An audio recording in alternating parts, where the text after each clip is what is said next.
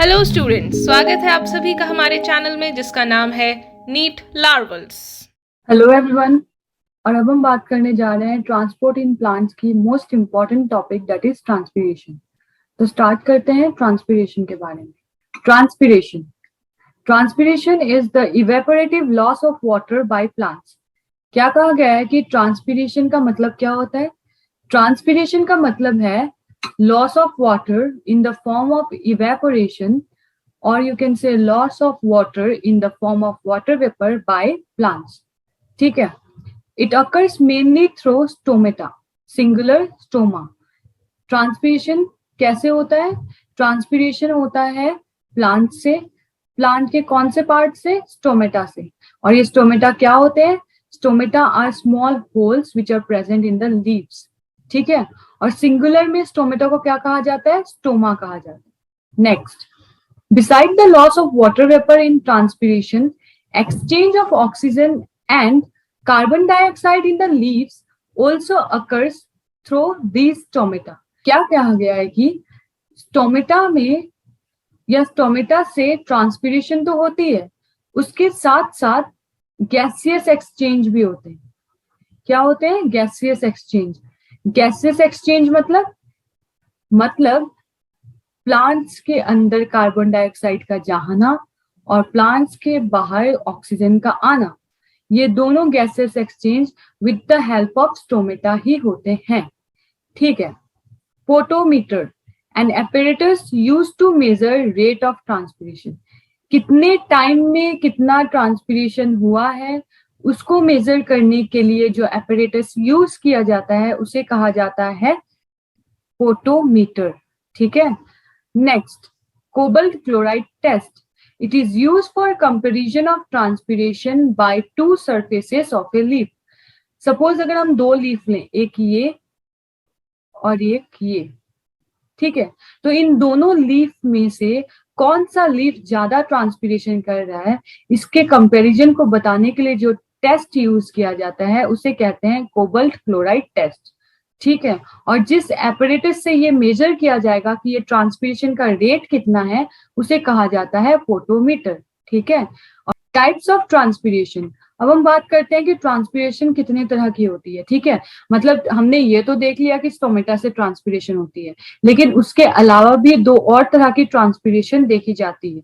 मतलब दो और तरह के स्ट्रक्चर होते हैं जिससे ट्रांसपीरेशन होती है। Types of transpiration: stomatal transpiration, cuticular transpiration and lenticular transpiration. ठीक है। क्या कहा गया कि हमें ट्रांसपीरेशन कितने तरह की मिलती है? तीन तरह की ट्रांसपीरेशन देखी जाती है।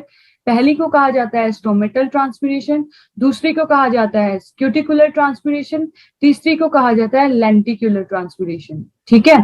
तो देखते हैं कि इन तीनों में क्या डिफरेंस है। ठीक है। Stomatal transpiration it accounts for 50 to 90%। मतलब 50 से 90% ट्रांसपीरेशन जो प्लांट्स में देखी जाती है वो किसके द्वारा होती है? स्टोमेटा के द्वारा ही होती है। ठीक है।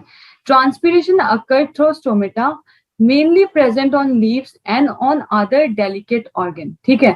स्टोमेटल ट्रांसपीरेशन मतलब जब ट्रांसपीरेशन स्टोमेटा से होती है उसे स्टोमेटल ट्रांसपीरेशन कहा जाता है। और ये स्टोमेटा कहाँ प्रेजेंट होते हैं? ये लीव्स में प्रेजेंट होते हैं, as well as other delicate organ, as well as ऐसे पार्ट्स में प्रेजेंट होते हैं जो बहुत सॉफ्ट होते हैं। ठीक है। सपोज कर लो फ्लावर के कुछ पार्ट जैसे सिपल्स हो गया, ठीक है, तो उस तरह के पार्ट्स में ये प्रेजेंट होंगे। अब क्यूटिकुलर ट्रांसपीरेशन क्या होता है? क्यूटिकुलर ट्रांसपीरेशन कितना परसेंट अकाउंट करती है? 9.99%। ठीक है। तो loss of water vapour via thin cuticle, that is cuticle is a waxy layer present on epidermis of aerial parts। क्या कहा गया है कि क्यूटिकुलर ट्रांसपीरेशन में ये देखा जाता है कि लॉस ऑफ वाटर किससे होती है? क्यूटिकल से होती है। और ये क्यूटिकल क्या है? देखा ये जाता है कि प्लांट्स के जो एरियल पार्ट्स होते हैं, एरियल पार्ट जैसे लीव्स हो गए, ठीक है, या और कुछ लाइक बर्ड्स हो गए या सिपल्स हो गए, ठीक है, इन सब ये जो एरियल पार्ट्स होते हैं ना प्लांट के, या प्लांट की जो टिप होती है, इन सब एरियल पार्ट्स में कुछ वैक्सीलाइज सब्सटेंस प्रेजेंट होते हैं एपिडर्मिस के ऊपर। एपिडर्मिस तो आउटर लेयरिंग ऑफ सेल है, राइट। तो एपिडर्मिस के ऊपर कुछ वैक्सी सब्सटेंस प्रेजेंट होते हैं in the form of a layer, और इसी लेयर को कहा जाता है क्यूटिकल, ठीक है। और जब उस क्यूटिकल से ट्रांसपीरेशन होती है तो वैसी ट्रांसपीरेशन को कहा जाता है क्यूटिकुलर ट्रांसपीरेशन, ठीक है। अब नेक्स्ट आती है लेंटिकुलर ट्रांसपीरेशन। अब लेंटिकुलर ट्रांसपीरेशन कितने परसेंट होती है, कितने परसेंट अकाउंट करती है, दैट इज 0.1 से लेके 1% तक ये ट्रांसपीरेशन देखी जाती है, ठीक है। तो lenticels are minute pore on woody stem and epidermis of fruit.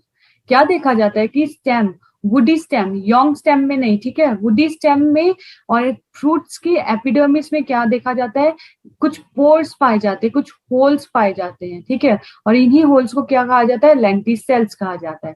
और जब ट्रांसपीरेशन इन होल्स के द्वारा होती है तो लेंटिकुलर ट्रांसपीरेशन कहा जाता है, ठीक है। तो हमने क्या देखा, हमने ये देखा कि हालांकि प्लांट को अपनी ग्रोथ के लिए पानी चाहिए, लेकिन वो मोस्ट ऑफ द वाटर जो वो एब्जॉर्ब करता है लॉस्ट कर देता है in the form of transpiration. तो हमने क्या देखा कि ट्रांसपीरेशन कितने तरह से हो सकते हैं, ट्रांसपीरेशन 3 तरह के हो सकते हैं, और वो 3 तरह के ट्रांसपीरेशन कौन से हैं, एक है स्टोमेटल ट्रांसपीरेशन, एक है क्यूटिकुलर ट्रांसपीरेशन, एक है लेंटिकुलर ट्रांसपीरेशन।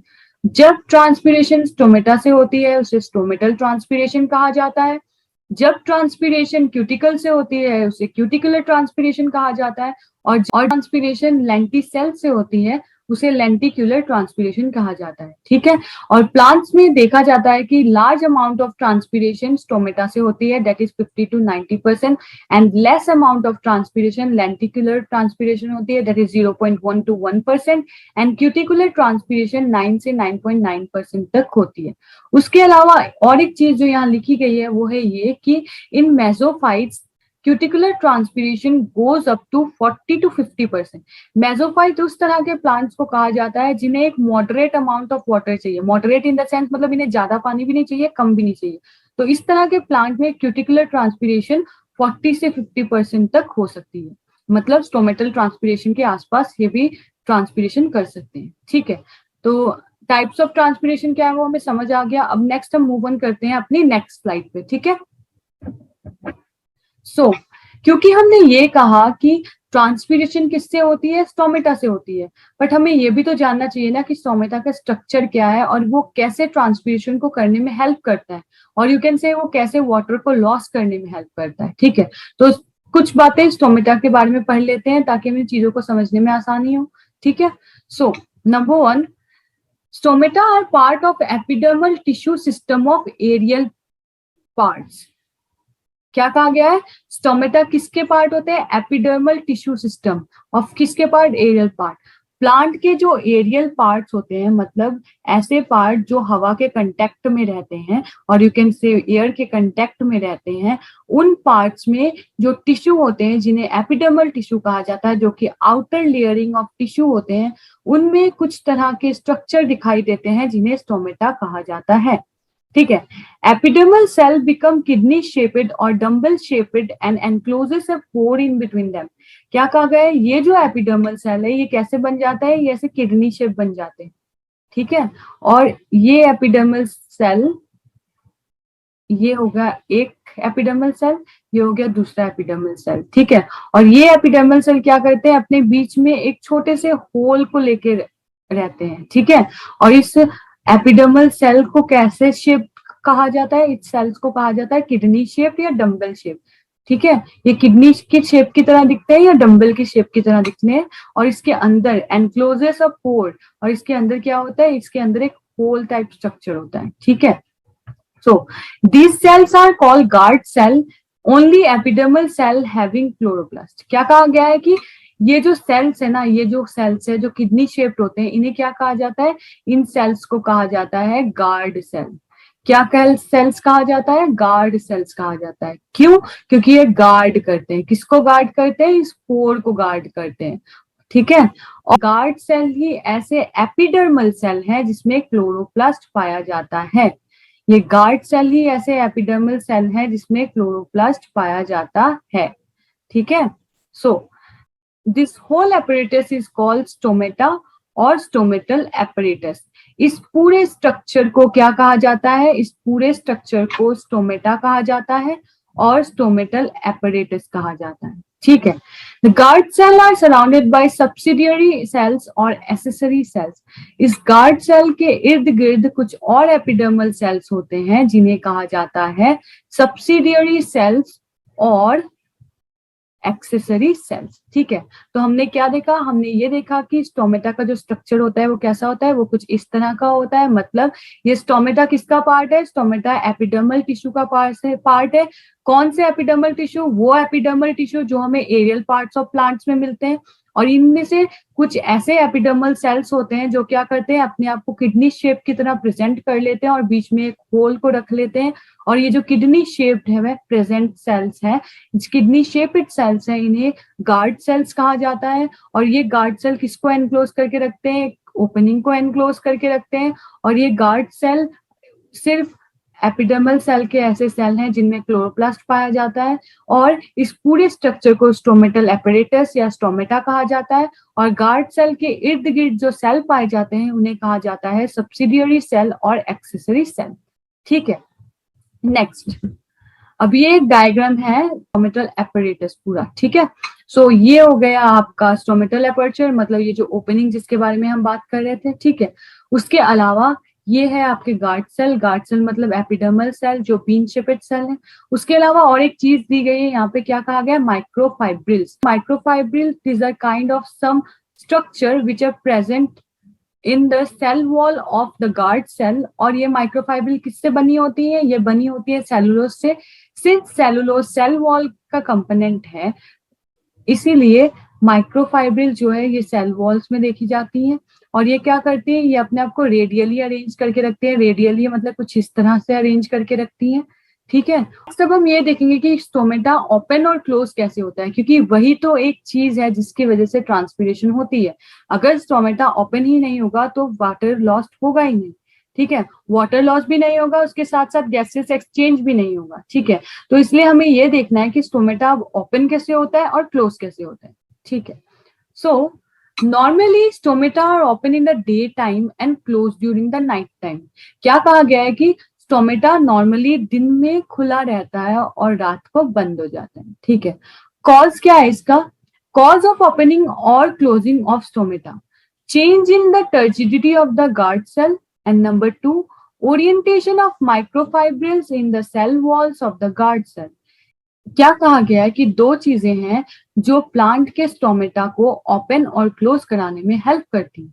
फर्स्ट चीज है change in turgidity of the guard cell की टर्जिडिटी का चेंज होना।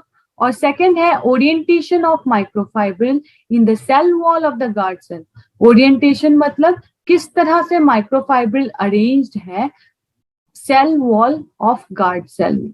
ठीक है, when a guard cell become turgid, stomata open, and when guard cell become flaccid, stomata close।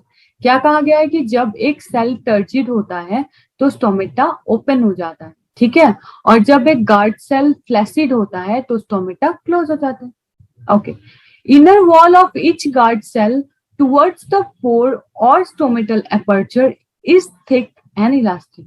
क्या कहा गया है कि अगर ये एक गार्ड सेल है,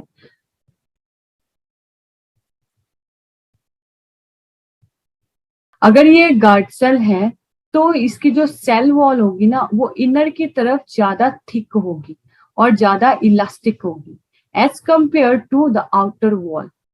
ठीक है, next, when turgidity increases within the two guard cell flanking each stomatal aperture or pore, the thin outer wall bulges out and forces the inner wall into a crescent shape। यहाँ ये कहा गया है कि जब एक गार्ड सेल की turgidity increase हो जाती है तो वो क्या करता है, पीछे की तरफ इसको धकेलता है, जिसकी वजह से ये जो अंदर की तरफ का जो सेल वॉल है वो क्रिसेंट शेप में बदल जाती है। ठीक है, next, cellulose microfibril are oriented radially rather than longitudinally making it easier for the stomata to open. Next, ये कहा गया है कि अगर ये एक स्टोमेटा के आसपास का गार्ड सेल है तो इसमें जो माइक्रोफाइब्रिल अरेंज होते हैं वो रेडियली अरेंज होते हैं।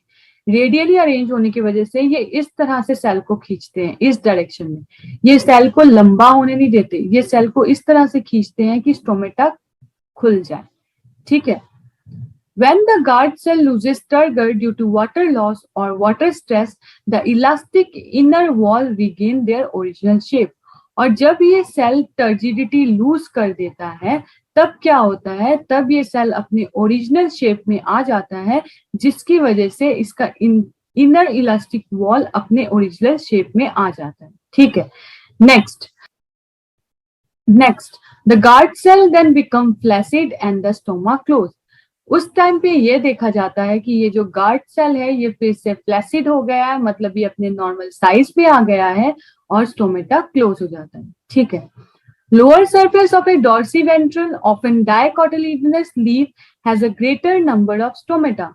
ये देखा जाता है कि डाइकोटिलेडन्स में जो डॉर्सीवेंट्रल लीफ होते हैं, मतलब ऐसी लीफ जिसमें हम डॉर्सल और वेंट्रल पार्ट को डिस्टिंक्टली देख सकते हैं, उस तरह के लीव्स में लोअर सरफेस में स्टोमेटा ज्यादा होते हैं। हालांकि in isobilateral leaf that is in monocotyledonous, isobilateral leaf वो लीव्स होते हैं जिसमें डॉर्सल और वेंट्रल पार्ट को डिस्टिंक्ट नहीं किया जा सकता।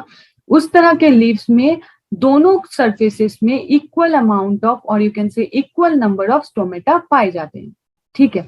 तो हमने स्टोमेटा का स्ट्रक्चर देख लिया, हमने ये देख लिया कि ट्रांसपीरेशन क्या है, ट्रांसपीरेशन के टाइप्स क्या है।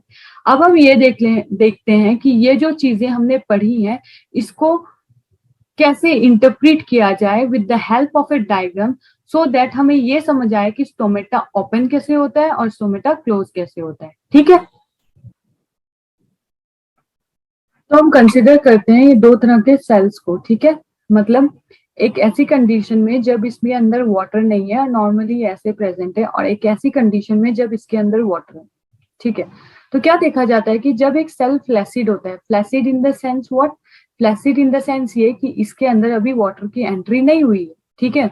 तो ये अपने ओरिजिनल शेप में रहेगा, राइट। तो अपने ओरिजिनल शेप में ये देखा जाता है कि जो सेल्स होते हैं ना, गार्ड सेल, वो स्टोमेटा को बंद करके रखते हैं when they are in flaccid condition. क्यों? क्योंकि वो स्टोमेटा को प्रेस करके रखते हैं, प्रेशर के साथ उसको बंद करके रखते हैं। ठीक है। क्योंकि इसके अंदर अब नॉर्मल वाटर है और इसके अंदर वाटर बाहर से आई नहीं। ठीक है ना। उसके अलावा और एक चीज ये देखी जाती है कि जो गार्ड सेल होते हैं, उस सेल की जो वॉल होती है टुवर्ड्स द स्टोमेटल एपरेचर, वो उस तरफ थोड़ी ज्यादा थिक होती है। थिक मतलब ज्यादा मोटी होती है as compare to outer wall. ठीक है।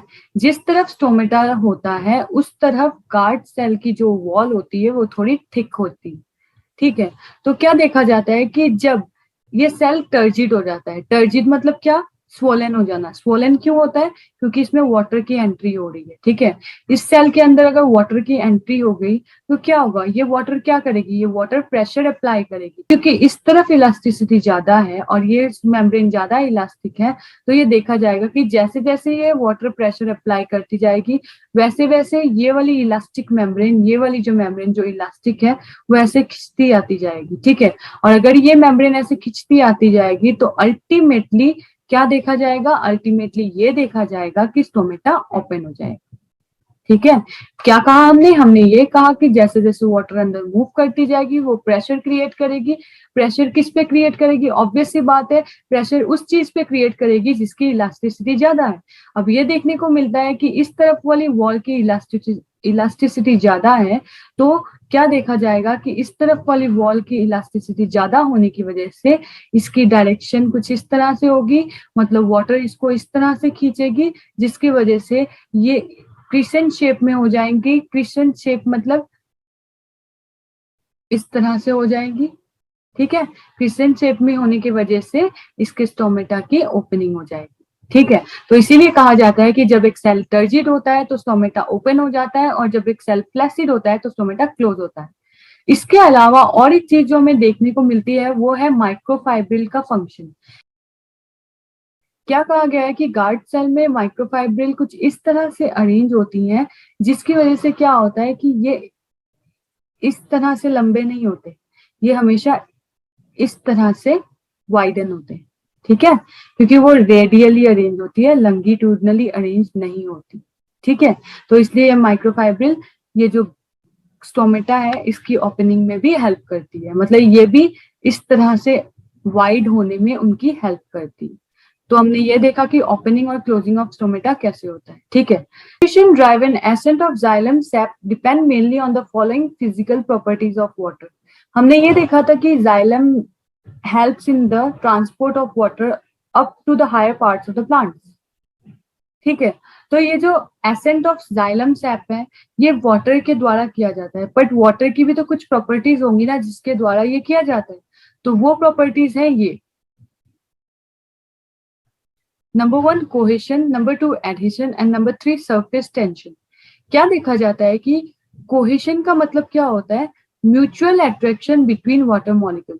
जैसा कि हम एसेंट ऑफ सैप में पढ़ चुके हैं कि एक मॉलिक्यूल दूसरे को अट्रैक्ट करता है, दूसरा तीसरे को करता है, जिसकी वजह से कोहेशन की प्रॉपर्टी वाटर में देखी जा सकती है, ठीक है। एडहेशन, एडहेशन का मतलब होता है attraction of water molecule to polar surface such as the surface of tracheary element. Tracheary elements का मतलब होता है वेसल्स प्लस ट्रैकाइट्स, जो कि जाइलम के 2 एलिमेंट्स हैं, ठीक है। सो ट्रेकियरी एलिमेंट्स में ये देखा जाता है कि कुछ पोलर कंपाउंड्स होते हैं जिसकी तरफ वाटर अट्रैक्ट होती है, और इसीलिए इस प्रॉपर्टी को एडहेशन कहा जाता है। क्यों? क्योंकि वाटर एक पोलर मॉलिक्यूल है तो वो एक पोलर सरफेस से ही अट्रैक्ट हो सकती है, ठीक है। Next, surface tension. Water molecules are attracted to each other in the liquid phase more than to water in the gaseous phase.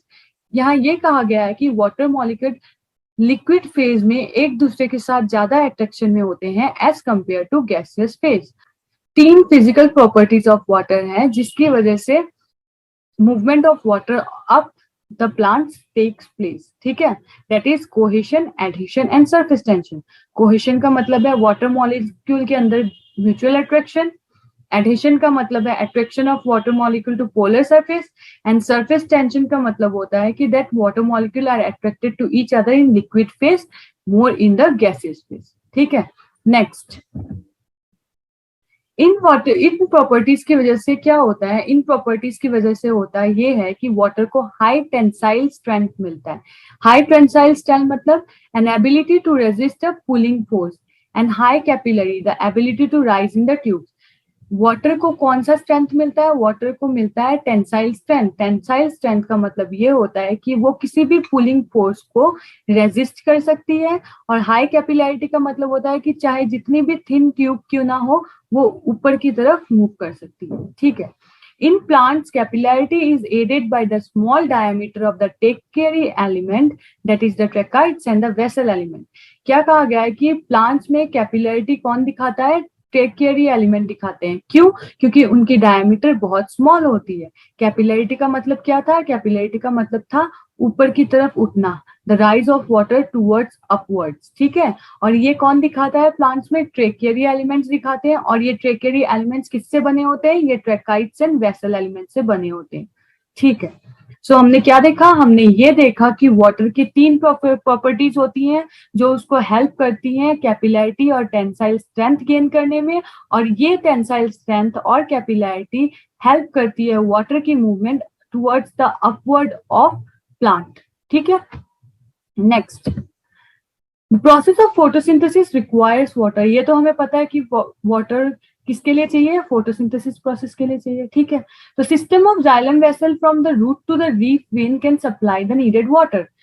अब ये जो नीडेड वाटर है ये कौन सप्लाई कर सकता है? ये जाइलम सप्लाई करती है, ऑलरेडी हम ये पढ़ चुके हैं। अब ये क्या देखा गया है कि due to lower concentration of water vapour in the atmosphere as compare to the substomatal cavity and intercellular spaces, water diffuses into the surrounding area. क्या कहा गया है कि क्योंकि वाटर की कंसेंट्रेशन एटमोस्फेयर में लो होती है as compare to the substomatal cavity. Substomatal cavity मतलब स्टोमेटा के आसपास जो कैविटी होती है उसको सबस्टोमेटल कैविटी कहा जाता है। इसके अलावा इंटरसेलुलर स्पेसेस मतलब सेल के बीच में जो स्पेसेस होते हैं उन्हें इंटरसेलुलर स्पेस कहा जाता है, ठीक है। क्योंकि ये देखा जाता है कि सबस्टोमेटल कैविटी और इंटरसेलुलर स्पेसेस में वाटर की बहुत कंसेंट्रेशन ज्यादा होती है एज कंपेयर टू एटमोस्फेयर, इसीलिए वाटर क्या करती है? बाहर की तरफ डिफ्यूज हो जाती है, जिस प्रोसेस को हम ट्रांसपीरेशन कहते हैं, ठीक है। As water evaporates to stomata, since thin Since the thin film of water over the cell is continuous, it results in pulling of water molecule by molecule into the leaf from the xylem. This creates a pull. क्या कहा गया है कि क्योंकि water evaporate होती है किससे, stomata से होती है। क्यों होती है? क्योंकि वाटर एक थिन फिल्म बना के रखती है। कहाँ बना के रखती है? Over the cell. अगर ये सेल ऐसे प्लेस्ड हैं तो इसके ऊपर वाटर की एक थिन लेयर बनी होती है। क्यों? क्योंकि सेल्स को हमेशा वाटर चाहिए होती है, ठीक है। In order to carry out photosynthesis aerial parts of plants को वाटर चाहिए होती है, ठीक है। तो क्योंकि ये थिन फिल्म हमेशा प्रेजेंट रहती है तो ये क्या करती है, कि जैसे ही इवेपोरेशन हो जाती है, जैसे इवेपोरेशन होती है उससे क्या होता है, वाटर की लॉस हो जाती है। तो वाटर की लॉस होने की वजह से एक एक मॉलिक्यूल करके वाटर जाइलम से अपनी तरफ खींच लेती है, क्योंकि यहाँ वाटर की कंसंट्रेशन लो हो जाती है, ठीक है। तो इसको खींचने को क्या कहते हैं? हम पुल कहते हैं। Next, the measurements reveal that the forces generated by transpiration can create pressure sufficient to lift a xylem-sized column of water over 130 meters high. Measurement से देख के ये बताया गया है कि जितना फोर्स ट्रांसपिरेशन की वजह से बनता है उतने फोर्स में वाटर को 130 मीटर की हाइट में भेजा जा सकता है through the help of A xylem sized column. अगर हम आर्टिफिशियली जाइलम साइज्ड कॉलम बनाएं और ये देखें कि ट्रांसपिरेशन हमने उसी फोर्स में जनरेट की है, तो हम ये देख सकते हैं कि एक 130 मीटर हाई पार्ट तक भी हम पानी को पहुंचा सकते हैं, ठीक है। सो आप देख सकते हो कि जाइलम की कैपेसिटी कितनी है, ठीक है। सो इन सारी चीजों को यहाँ डायग्रामेटिकली प्रेजेंट किया गया है, ठीक है। तो क्या कहा गया है यहाँ पे देख लेते हैं। देखो ये जाइलम है, ठीक है, ये फ्लोएम है, और ये हो गया आपके एपिडर्मिस लेयर, और एपिडर्मिस में ही गार्ड सेल होते हैं। तो ये हो गया आपके गार्ड सेल, ये हो गया आपके स्टोमेटल एपर्चर, क्योंकि एक ही स्टोमेटल एपर्चर तो नहीं होता, तो इसलिए बहुत सारे स्टोमेटल एपर्चर होते हैं। तो ये हो गया आपके स्टोमेटल एपर्चर, ये हो गया आपके एपिडर्मिस, और ये हो गए आपके, ये वाले हो गए आपके क्रिसेंट शेपेड गार्ड सेल, ठीक है। तो उसके अलावा और एक चीज यहाँ दी गई है, that is what, that is palisade cell, ठीक है। अब ये डायग्राम किसका है? ये डायग्राम है water movement in the leaf. Leaf में वाटर की मूवमेंट कैसे होती है, देखो क्या लिखा गया है कि evaporation from the leaf set up A pressure gradient between the outside air and the air spaces of the leaf. जैसे जैसे इवेपोरेशन होती जाएगी, जैसे जैसे वाटर डिफ्यूज करेगी, यहाँ वाटर की इंटेंसिटी कम होती जाएगी, ठीक है, वाटर की कंसेंट्रेशन कम होती जाएगी। The gradient is transmitted into the photosynthetic cell and on the water-filled xylem in the leaf vein. क्या कहा गया है कि जब यहाँ पानी की कमी होगी तो वो कमी यहाँ भी दिखने लग जाएगी, और जब यहाँ वो कमी दिखने लग जाएगी तो जाइलम क्या करेगा, क्योंकि xylem is filled with water, क्योंकि वो कंटिन्यूअसली वाटर को एब्जॉर्ब कर रहा है थ्रू स्टेम से, और स्टेम कर रही है रूट से, तो उसकी कंसेंट्रेशन हाई होगी वाटर की। तो वो क्या करेगा, वो वाटर को दे देगा। किसको देगा? वो वाटर को देगा इन इंटरसेलुलर स्पेसेस को, और you can say in sales को, जिसकी वजह से वाटर यहाँ आती जाएगी और उसकी वजह से डिफ्यूजन होती जाएगी। मतलब ये कहना गलत नहीं होगा कि ट्रांसपिरेशन एक ऐसा प्रोसेस है जो वाटर को कंसंट्रेशन ग्रेडियंट के अलोंग मूव करवाता है, इसीलिए इस प्रोसेस को ट्रांसपिरेशन पुल का नाम भी दिया जाता है, क्योंकि ये क्या करता है, ये पुल क्रिएट करता है, चीजों को खींचता है, ठीक है। सो आई होप ट्रांसपिरेशन क्या है, टाइप्स ऑफ ट्रांसपिरेशन क्या है, स्टोमेटा ओपन कैसे होता है, क्लोज कैसे होता है, और कैसे एक ट्रांसपिरेशन पुल क्रिएट करके चीजों को अपनी तरफ खींचता है, ये सारी चीजें आपको समझ आ गई होंगी, ठीक है। तो अब हम बात करते हैं कुछ ऐसे फैक्टर्स के बारे में जो इफेक्ट करते हैं transpiration. External factor, external factor मतलब बाहरी factor, temperature, light, humidity, wind speed. अच्छा, टेम्परेचर, देखा जाता है कि जैसे जैसे टेम्परेचर इंक्रीज होता है वैसे वैसे ट्रांसपिरेशन भी इंक्रीज होती है, ठीक है। लेकिन जब ये टेम्परेचर एक मैक्सिमम अमाउंट में आ जाता है उसके बाद ट्रांसपिरेशन डिक्रीज होने लग जाती है, ठीक है। And same is in the case of light, light में भी सेम ऐसे ही होता है, ठीक है। Next, humidity. ह्यूमिडिटी में ये देखा जाता है कि अगर एटमॉस्फेयर में मॉइस्चर कंटेंट ज्यादा है तो ऑब्वियसली वाटर वेपर नहीं लेगी वो बाहर से, मतलब वो ट्रांसपिरेशन कम होगा। ठीक है, अगर मॉइस्चर कंटेंट ज्यादा है तो ट्रांसपीरेशन कम होगा, और मॉइस्चर कंटेंट कम है तो ट्रांसपीरेशन ज्यादा होगी। मतलब इसकी और ट्रांसपीरेशन की you can say inversely proportional relation है। ठीक है, नेक्स्ट विंड स्पीड। जैसे जैसे विंड स्पीड बढ़ती जाएगी ट्रांसपीरेशन बढ़ती जाएगी, क्योंकि सपोज ये लीफ है तो यहाँ अगर विंड जोर से बहेगी तो क्या होगा, विंड जोर से बहेगी तो ज्यादा पानी खींच के लेके जाएगी, तो ज्यादा वेपर खींच के लेके जाएगी, तो उसकी वजह से ट्रांसपीरेशन बढ़ेगी। लेकिन कभी कभी ऐसा भी देखा जाता है कि बहुत ज्यादा इंटेंसिटी से अगर विंड आए तो वो ट्रांसपीरेशन को इंक्रीज नहीं बल्कि डिक्रीज कर देती है। ठीक है, ठीक है। अब नेक्स्ट आते हैं प्लांट के खुद के फैक्टर्स की बात। तो क्या है, number and distributor of stomata. कितने नंबर और कितनी डिस्ट्रीब्यूटेड है स्टोमेटा, ये डिपेंड करके भी ट्रांसपीरेशन के इफेक्ट होते हैं। ठीक है, परसेंट ऑफ ओपन स्टोमेटा, जितने स्टोमेटा ओपन होंगे उतनी ज्यादा ट्रांसपीरेशन होगी। Water status of the plant, अगर प्लांट में वाटर ज्यादा है तो ज्यादा ट्रांसपीरेशन होगी, अगर उसमें कम वाटर है तो ट्रांसपीरेशन नहीं होगी। And canopy structure, canopy structure मतलब वो प्लांट कैसे जगह पे पाया जाता है। अगर वो एक घने जंगल में पाया जाता है तो उसमें सनलाइट नहीं पहुंच सकेगी, अगर सनलाइट नहीं पहुंच सकेगी तो ट्रांसपीरेशन कम होगी। ठीक है, तो फैक्टर्स अफेक्टिंग ट्रांसपीरेशन के बारे में हमने बात कर ली। अब हम बात करते हैं कि सिग्निफिकेंस ऑफ ट्रांसपीरेशन, मतलब प्लांट्स को ट्रांसपीरेशन क्यों चाहिए। ठीक है, सो it creates a transpiration pool for absorption and transport in plant, and thus supplies water for photosynthesis and transport mineral from the soil to all parts of the plant. क्या कहा गया है कि ट्रांसपीरेशन इसलिए इंपॉर्टेंट है क्योंकि ये transpiration pull करती है। ऑब्वियसली ये ट्रांसपीरेशन पुल बनाती है जिसकी वजह से वाटर सप्लाई होती है कहाँ, फोटोसिंथेसिस के लिए, और वाटर सप्लाई होती है to all parts of the plant. ठीक है,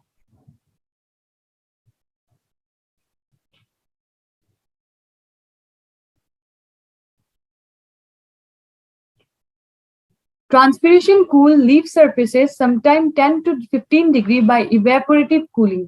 ये देखा जाता है कि ट्रांसपीरेशन की वजह से वाटर लॉस तो होती है लेकिन लीव्स क्या हो जाते हैं, कूल हो जाते हैं। ठीक है, maintain the shape and structure of plant by keeping cell turgid.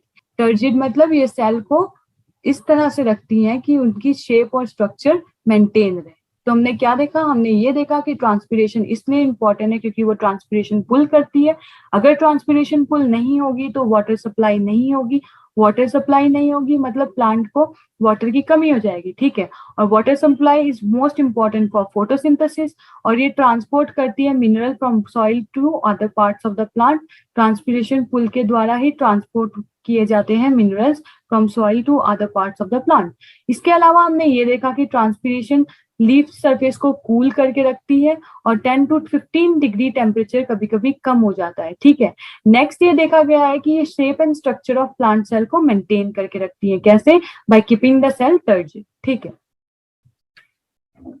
सो हमने ये तो देख लिया कि ट्रांसपीरेशन क्यों इंपॉर्टेंट है। अब हम ये देखेंगे कि ट्रांसपीरेशन और फोटोसिंथेसिस के बीच का रिलेशन, मतलब अगर ट्रांसपीरेशन और फोटोसिंथेसिस होता है तो किससे होता है, स्टोमेटा से होता है ऑब्वियसली। मतलब स्टोमेटा क्या करता है, स्टोमेटा वाटर एक्सचेंज भी करता है और गैसेस एक्सचेंज भी करता है। ठीक है, तो ऑब्वियसली फोटोसिंथेसिस और ट्रांसपीरेशन दोनों एक ऐसे प्रोसेस हैं जो स्टोमेटा पे डिपेंड करते हैं for gases exchange as well as for water exchange respectively. तो इन दोनों के बीच में कोई कंप्रोमाइज तो होगा, तो वही चीज हम देखने जा रहे हैं। ठीक है, सो actively photosynthesizing plant has an insatiable need for water। insatiable मतलब कभी ना खत्म होने वाली। ठीक है, जो प्लांट्स एक्टिव फोटोसिंथेसिस करते हैं मतलब हमेशा फोटोसिंथेसिस करते रहते हैं, उनको पानी की जरूरत हमेशा पड़ती रहती है। ठीक है, however photosynthesis is limited by available water which can be swiftly depleted by transpiration। ठीक है, एक तरफ ये कहा जा रहा है कि ऐसे प्लांट जो हमेशा एक्टिवली फोटोसिंथेसिस करते हैं उनको पानी की जरूरत पड़ती रहती है, लेकिन दूसरी तरफ ये देखा जाता है कि जो पानी है वो ट्रांसपीरेशन की वजह से प्लांट की बॉडी से बाहर जाता रहता है।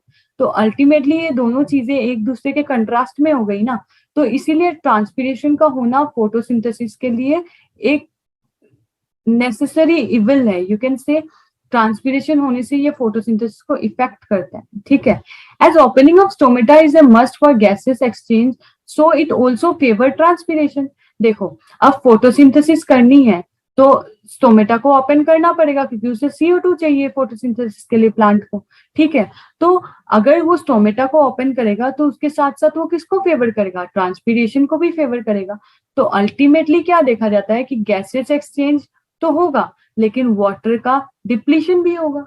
ठीक है, many a time increase transpiration causes wilting of leaf. बहुत बार ये देखा जाता है कि ज्यादा ट्रांसपीरेशन होने की वजह से लीव्स की विल्टिंग हो जाती है। विल्टिंग मतलब वो आगे से ऐसे बेंड हो जाते हैं क्योंकि उसमें पानी की कमी हो जाती है। ठीक है, humidity of rain forest is largely due to this vast cycle of water from root to leaf to atmosphere and back to the soil.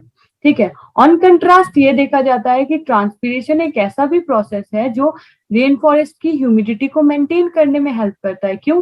क्योंकि वाटर का लॉस होता रहता है कंटिन्यूअसली, फिर रेन आती रहती है, सॉइल को वाटर मिलती रहती है, वो सॉइल से रूट को, रूट से स्टेम को, स्टेम से लीफ को, फिर लीफ से एटमोस्फेयर में। तो ये साइकिल बैक टू बैक चलता रहता है और रेन फॉरेस्ट की ह्यूमिडिटी मेंटेन रहती है। But at the same time ये देखा गया है कि ट्रांसपीरेशन होने की वजह से फोटोसिंथेसिस को इफेक्ट पड़ता है क्योंकि वाटर की कमी हो जाती है। उसके साथ साथ जब ये स्टोमेटा ओपन होता है तो CO2 लेने की वजह से ही वाटर की कमी होती है। मतलब ये दोनों एक दूसरे के साथ इंटरकनेक्टेड हैं। क्यों? क्योंकि दोनों प्रोसेसेस को स्टोमेटा चाहिए अपना काम करने के लिए। ठीक है, नेक्स्ट ये देखा गया है कि the evolution of C4 photosynthetic system is probably one of the strategies for maximizing the availability of CO2 while minimizing the water loss.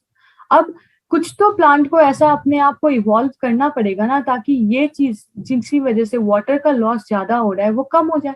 तो इसी तरह के जो प्लांट है जिन्होंने अपने आप को इस लॉस को कंपेंसेट करने के लिए इवॉल्व कर लिया है उन्हें कहा जाता है C4 सिंथेटिक फोटोसिंथेटिक प्लांट। ठीक है, अब ये C4 प्लांट्स क्या होते हैं, C3 प्लांट्स क्या होते हैं, ठीक है, इनके बारे में डिटेल स्टडी हम बाद में करेंगे। अभी के लिए बस आप इतना जान लो कि ये C3 प्लांट्स वो होते हैं जो during the dark reaction of photosynthesis Calvin cycle use करते हैं, और C4 प्लांट्स वो होते हैं जो during the dark reaction of photosynthesis Hatch Slack pathway use करते हैं। ठीक है, तो ये जो C4 प्लांट्स हैं इन्होंने अपने आप को कुछ इस तरह से इवॉल्व कर दिया है कि ये सबसे ज्यादा CO2 यूज करते हैं वाइल सबसे कम वाटर की अवेलेबिलिटी में। मतलब वाटर की लॉस भी कम होती है और यूज ऑफ CO2 भी ज्यादा होती है। ठीक है, C4 plants are twice as efficient as three plant in terms of fixing carbon dioxide, that is making sugar. मतलब C4 plants अपने आप की फोटोसिंथेसिस इस तरह से करते हैं कि fixing of carbon dioxide capacity is twice as efficient, 2 गुना ज्यादा है C3 plant से। ठीक है, however a C4 plant loses only half as much of water. देखो इनकी एफिशिएंसी ज्यादा है लेकिन ये पानी कम रिलीज करते हैं। ठीक है, मतलब ये मच एफिशिएंट हुए। हालांकि कहा गया है कि जो C3 प्लांट है ना same amount of carbon dioxide fix करने के लिए डबल वाटर यूज करते हैं, मतलब डबल वाटर डिप्लीट करते हैं और लॉस्ट करते हैं। ठीक है, आई होप आपको ये सारी चीजें समझ आ गई हो कि ट्रांसपीरेशन और फोटोसिंथेसिस क्योंकि स्टोमेटा से होता है तो दोनों को कंप्रोमाइज करना पड़ता है। ठीक है, और नेक्स्ट ये कहा गया है कि C4 प्लांट हाईली एफिशिएंट होते हैं C3 प्लांट से। क्यों? क्योंकि C4 प्लांट में CO2 ज्यादा बनता है और इसमें वाटर लॉस कम होता है। ठीक है, हालांकि हमें ये देखने को मिला है कि C3 प्लांट में CO2 सेम अमाउंट का बनेगा लेकिन उसी सेम अमाउंट के बनने के लिए इनका वाटर लॉस जो होगा वो ज्यादा होगा। इसका मतलब ये देखा जा सकता है कि इन प्लांट्स ने C4 प्लांट्स ने अपने आप को कुछ ऐसे इवॉल्व कर लिया है कि ट्रांसपीरेशन की वजह से जो कमी होती है वो इनमें ज्यादा दिखाई ना दे। ठीक है, तो आई होप आपको ये सब समझ आ गया हो। आई होप आपको समझ आ गया हो कि ट्रांसपीरेशन क्या है, किससे किसकी वजह से होती है, स्टोमेटा कैसे ओपन होते हैं, कैसे क्लोज होते हैं, कौन से फैक्टर ट्रांसपीरेशन को इफेक्ट करते हैं, ट्रांसपीरेशन की सिग्निफिकेंस क्या है, एज वेल एज ट्रांसपीरेशन और फोटोसिंथेसिस कैसे एक दूसरे के साथ एक कंप्रोमाइज करके चलते हैं। ठीक है, so thank you very much. Thank you students. अगर आपको ये वीडियो पसंद आई है तो वीडियो को लाइक कीजिए एंड चैनल को सब्सक्राइब कीजिए।